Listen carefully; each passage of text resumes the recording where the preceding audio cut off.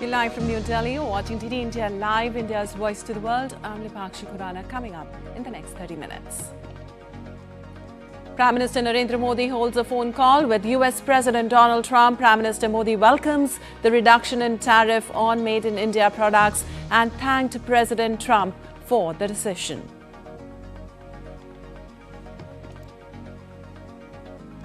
Iran and the USA to resume nuclear talks in Turkey on Friday after US President Donald Trump warned Iran of consequences.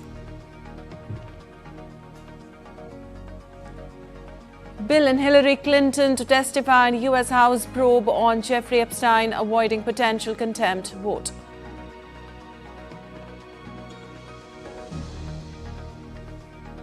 France adopts 2026 government budget on Monday after Prime Minister Sébastien Lecornu survives a no-confidence motion.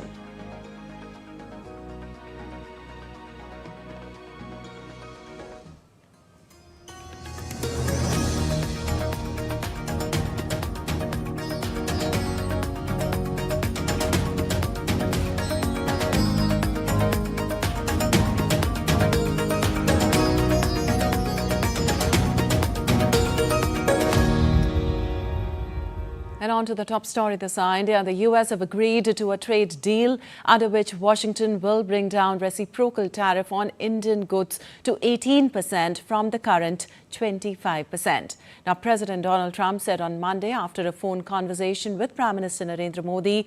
Later, in a social media post on X, Prime Minister Modi said, and I quote, "Wonderful to speak with my dear friend President Trump, delighted that made in India products will now have a reduced tariff of 18%. Big thanks to President Trump on behalf of the 1.4 billion people of India for this wonderful announcement. When two large economies and the world's largest democracies work together, it benefits our people and unlocks immense opportunities for mutually beneficial cooperation. President Trump's leadership is vital for global peace, stability and prosperity. India fully supports his efforts for peace. I look forward to working closely with him to take our partnership to unprecedented heights," unquote. Also, President Trump, on his part, termed his conversation with Prime Minister Modi as an honor and termed him as one of his greatest friends and a powerful and respected leader of India. He said that the amazing relationship between the US and India will be even stronger going forward. He added that he and Prime Minister Modi are two people that get things done, something that cannot be said for most. Meanwhile, the two leaders, according to Trump, also talked about ending the conflict with Russia and Ukraine.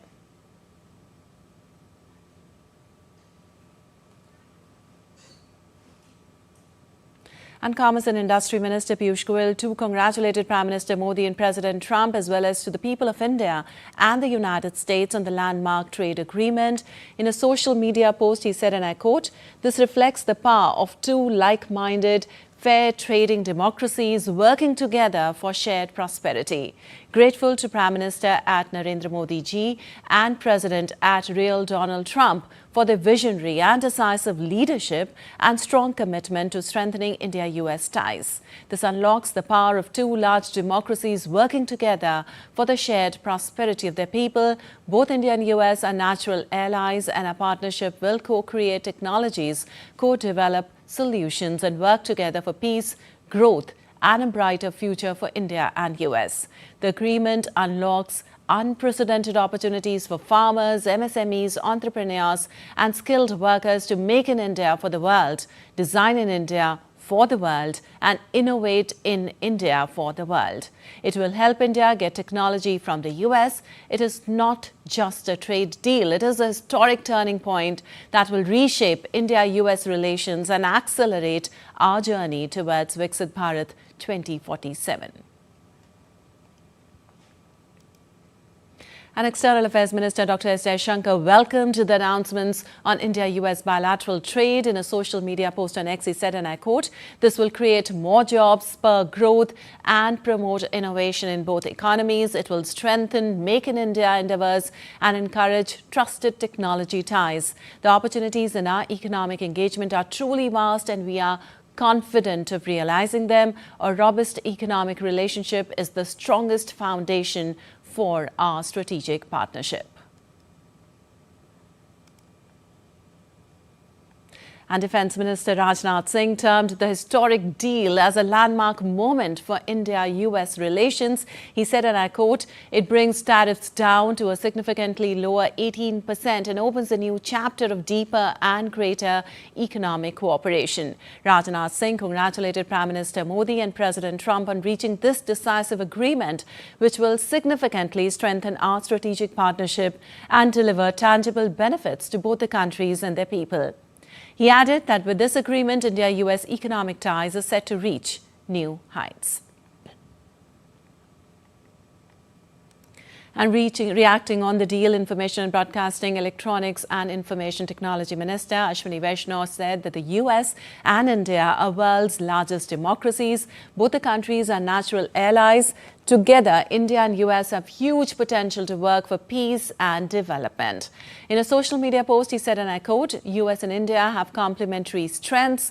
Both countries can co-create technologies and co-develop solutions that will benefit the world. Trade deal between US and India will lead to a brighter future for both the countries. India-US trade deal is a win-win deal. Citizens and industries of both countries will benefit greatly from this deal."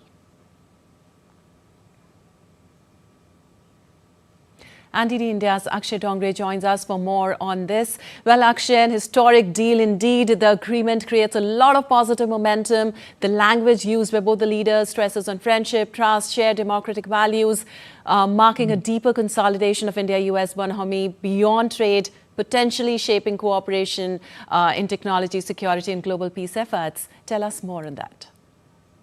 Well, Lipakshi, let's be clear that besides the geopolitics, this is going to be the greatest of all time news for the trading community in India that has been under a lot of duress, that has been under a lot of pressure ever since the tariffs were imposed on India, as well as then we saw there were, besides the reciprocal tariffs, there were additional tariffs of 25%, placing India as one of the most tariffed countries in the world to now one of the least tariffed countries in the world. So, if you look at India's placement here, you have countries when it comes to the manufacturing sector and the countries that have become the global manufacturing hubs.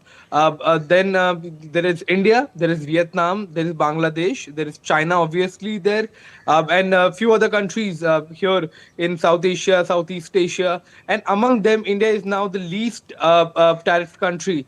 Lesser than Pakistan, lesser than Bangladesh, lesser than Vietnam, lesser than China. So that makes India the preferable, in fact, the most preferable manufacturing hub as far as the tariffs are concerned for one of the largest markets in the world, that is the United States of America. India has recently signed an FTA with the European Union. We already have entered into several of such deals with other countries as well, and now the world's largest market captured as well as far as potential trade is concerned with the manufacturing sector now will be one of the highest placed, one of the best placed rather among the market economies when it comes to the manufacturing sector, and countries that can manufacture at an industrial level for the world, and especially for advanced economies like the European Union and the USA. So it's going to be a shot in the arm for our trading sector, our manufacturing sector. The markets are going to see a positive turn because of this, and all of this is just being speculated by the experts. But the kind of capital inflow that it is going to get, and the kind of industry support that it is the reduced tariffs are going to give, especially at a point in time when other countries are tariffed much higher, is in fact a dream come true for the trading community, the manufacturing sector of India. And let's hope that the momentum that has been created by the leadership of Prime Minister Narendra Modi and the way he has navigated through this difficult time, and the trading community actually never lost faith in the leadership of Prime Minister Modi, that is quite commendable. And we just hope that this momentum continues for India to actually harness this lower tariff as compared to other countries. in the not only the short term but in the longer run as well, with more and more industries moving to India, in fact, to ensure that they also benefit from the lower tariffs that have been placed now on the world's largest population, world's largest country when it comes to population, and one of the world's largest democracy as well, alongside the US. Absolutely. Thank you so much, Akshay, for all this information. And next we have Amrit Pal also joining us on this. Well, Amrit, discussions between the US and India had been ongoing on critical technology also. Tell us, External Affairs Minister Dr. Jaishankar is also going to travel to the US for the same talks, as India can be a part of the Pax Silica. Can you tell us more on that? Minister is already in the United States, or shall be moving to the United States for Pax Silica, as you say. Yes, technologies. In fact, Dr. Jaishankar, if you look at Jaishankar's tweet, he says technological cooperation. Technological cooperation is going to be a big factor of the relationship. In fact, always was. Just before the tariff was up the ante and threw a spanner in the works. Given the fact that emerging technologies or disruptive technologies, there is a lot of scope for cooperation in that. But more importantly than that, I think, with now the tariff questions being settled, I think even the traditional or the legacy technology and technology, there is a huge scope for cooperation between the two countries, which existed, and there was a vision to take it further. Lipakshi? All right. Also, Amrit, India gains tariff advantage, of course, over China, Pakistan, Bangladesh in the trade deal. Give us other major highlights of the deal. Well, the contours of the deal are yet to emerge, but what we know is that the tariffs are going to be down from 25 to 18%. One, the additional tariffs of 25%, which the oil tariffs were there, there seems to be indications that they would be done away with. The American president has claimed that India is committed to not buying Russian oil. The Indian reactions that came from what we read, from what Prime Minister tweeted, what the External Affairs Minister tweeted, or the US Ambassador, Indian Investor Viramon Quatra tweeted, there is no assurance on that. It is the fact that the buying of Russian oil has come down, but will it completely stop? And would the tariffs of additional tariffs of 55% be depend on that, and how they go? Would it be phased manner? That needs to be seen. Otherwise, if you look at Donald Trump's tweet, he says he wants to take the trade basket about 500 billion.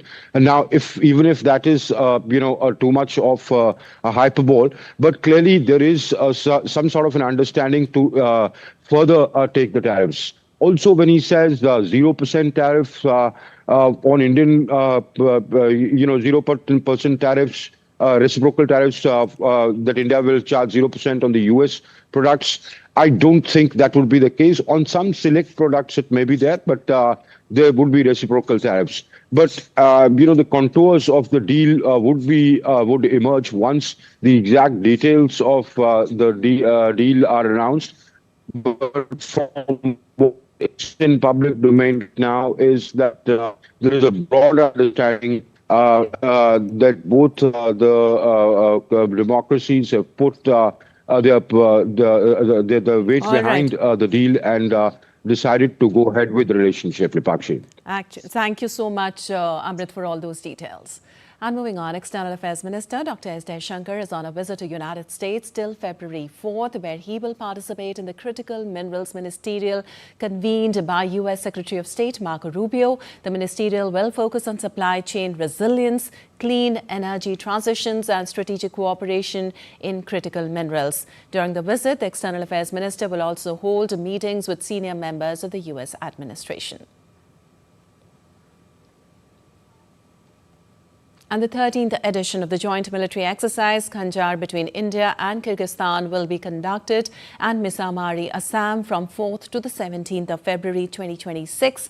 The exercise aims to enhance interoperability between the special forces of both the nations with a focus on joint operations in urban warfare and counter-terrorism scenarios under the United Nations mandate. Exercise Khanjar 13 will further strengthen bilateral defense cooperation and deepen the enduring military partnership between India and Kyrgyzstan.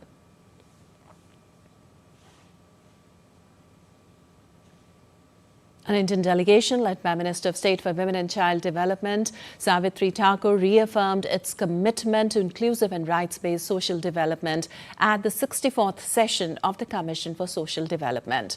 Delivering India's national statement, Savitri Thakur emphasized that social justice and social protection in India are rooted in constitutional guarantees and aligned with the country's long-term vision of Viksit Bharat 2047. She highlighted the guiding principle of Sabka Saath, Sabka Vikas, reflecting a whole of government and whole of society approach to ensure that no one is left behind. The priority theme of this session resonates deeply with India's national development vision and our commitments under 2030 agenda. For India, social development and social justice is a matter of right guaranteed through constitutional mandate and provisions. India's vision of Viksit Bharat 2047, a developed India by 2047, is anchored in the philosophy of Sabka Saath, Sabka Vikas, a whole of government and whole of society approach that leaves no one behind. We are pursuing a saturation approach to ensure essential services reach every citizen through participatory, coordinated and sustainable action. Well, the Amrit Udyan in New Delhi will open for public viewing from today till March 31st, offering visitors a chance to experience one of India's most celebrated green spaces.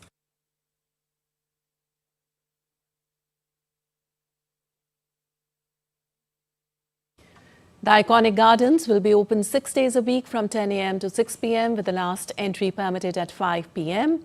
The gardens will remain closed on Monday for maintenance and on March 4th on account of Holi. Entry to the garden will be free of cost. However, visitors will be required to book their tickets exclusively through the online portal. No on-the-spot booking facility will be available this year. Apart from Amrit Udyan, the Rashtrapati Bhavan and Rashtrapati Bhavan Museum will also remain open to visitors from Tuesday to Sunday.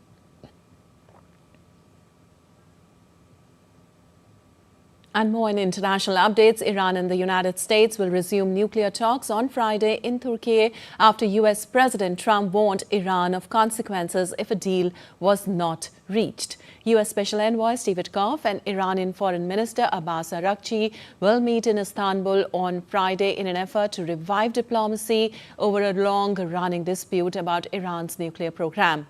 Representatives from Saudi Arabia and Egypt are also likely to participate in the meeting. Well, US President Trump has maintained he's hopeful that Washington will work something out with Iran, but also warned on Monday that bad things would happen if no deal is reached. I can't tell you what I'm going to do because right now, we have a tremendous force going there, just like we did in Venezuela, even bigger. And they'll be there soon. And I'd like to see a deal negotiated. I don't know that that's going to happen, but I mean, if I knew, I wouldn't be able to. I wouldn't tell you. I'd be very foolish if I tell you. But right now, we're talking to them. We're talking to Iran, and if we could work something out, that'd be great. And if we can't, probably bad things would happen. Well, Iran's Foreign Minister Abbas Araghchi on Monday said his country was ready for diplomacy with the United States. We are ready for diplomacy, but they should know that diplomacy with threats, intimidation and pressure is not compatible. Diplomacy has its own ideology. Well, the meeting would be the first direct talk between US and Iranian officials since April last year, before Israel and the US carried out strikes on Iranian nuclear and missile sites during a brief conflict in June. And France adopted a 2026 government budget on Monday following months of fraught negotiations after Prime Minister Sébastien Lecornu survived the latest in a string of no-confidence motions. Well, the budget adopted on Monday after 4 months of political deadlock over government spending includes measures to bring France's deficit down and boost military spending. Lawmakers rejected 2 non-confidence motions from the hard left and far-right parties tabled after the Premier on Friday forced his budget through Parliament without a vote for the third and final time.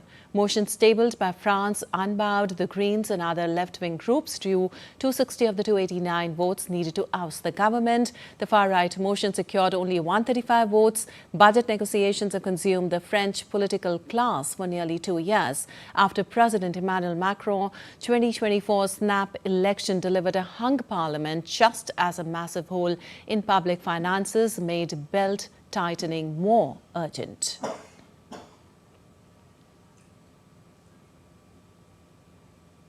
Also, U.S. President Donald Trump urged the House of Representatives on Monday to swiftly adopt a spending bill and end the 3-day government shutdown. In his Truth Social post, Trump said there can be no changes at this time to the legislation and called for its immediate passage. Well, I spoke with Speaker Johnson, I spoke with Leader Thune, and I think they're pretty close to a resolution. You know, we were at 5.6% GDP, and we lost 1.5 points because of the 42-day shutdown. Think of that. We would have been at 7. Nobody ever saw a number like 7. Well, late on Friday, the Senate passed a package clearing 5 outstanding funding bills to cover most federal agencies through September, along with a 2-week stopgap measure to keep DHS operating while lawmakers negotiate immigration enforcement policy. If the House approves the Senate deal, lawmakers would then have just 2 weeks to negotiate a full-year DHS funding bill. Well, the shutdown followed a breakdown in negotiations because of Democratic anger over the killing of 2 protesters in Minneapolis by federal immigration agents, which derailed talks over new money for the Department of Homeland Security. And moving on to the latest in Epstein files, former U.S. President Bill Clinton and his wife Hillary Clinton, the former Secretary of State, have agreed to testify in the congressional investigation into late sex offender Jeffrey Epstein. It comes days before the Republican-led U.S. House of Representatives was expected to vote to hold both Clintons in criminal contempt over their months-long resistances of legal summons.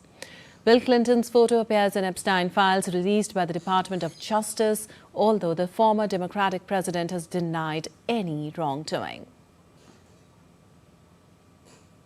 The U.S. government's release of more than 3 million documents related to Jeffrey Epstein has raised further questions about the ties of 3 prominent figures in British public life. The former Prince Andrew, his ex-wife Sarah Ferguson and Peter Mandelson, the former UK ambassador to the US, are all listed multiple times in the latest trove of Epstein files. Prime Minister Keir Starmer has urged Andrew Mountbatten Windsor to testify before the US Congress, while Mandelson, who resigned from the Labour Party on Sunday, is facing calls from leading figures, including Starmer, to retire from the House of Lords. And in sports, India's women team will begin their title defence at the Badminton Asia Team Championships in China without PV Sindhu, who has withdrawn from the tournament due to a niggle. Teenagers Tanvi Sharma was part of India's title-winning squad in 2024, and Unnati Huda have been named in the women team, along with Malvika Bansod.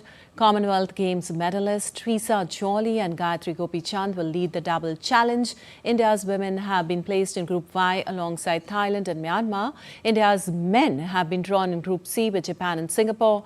Each group stage tie will comprise 5 rubbers, 3 singles and 2 doubles, with the top 2 teams from each group advancing to the quarterfinals. Tournament runs from 3rd to 8th of February in Qingdao city of China, but India will begin their campaign on Wednesday.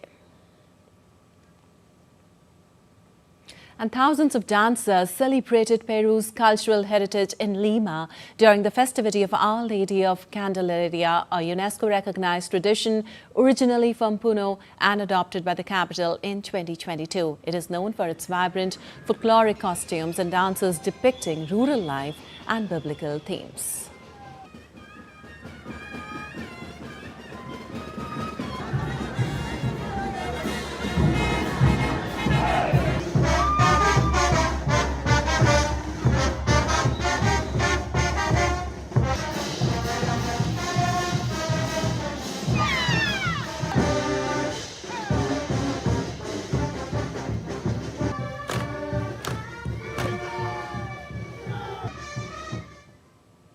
All right, that's all for this edition of DD India Live. Well, let us know your thoughts on the news of the day. For those on the go, you can get all the latest news and updates from India and across the world on the DD India mobile app. The app is available on both Android and iOS platforms. Scan the QR code on the screen to download now. We'll be back with more news as it breaks here on DD India. I'm Lipakshi Khurana from all of us here in Delhi. Thanks for watching DD India Live.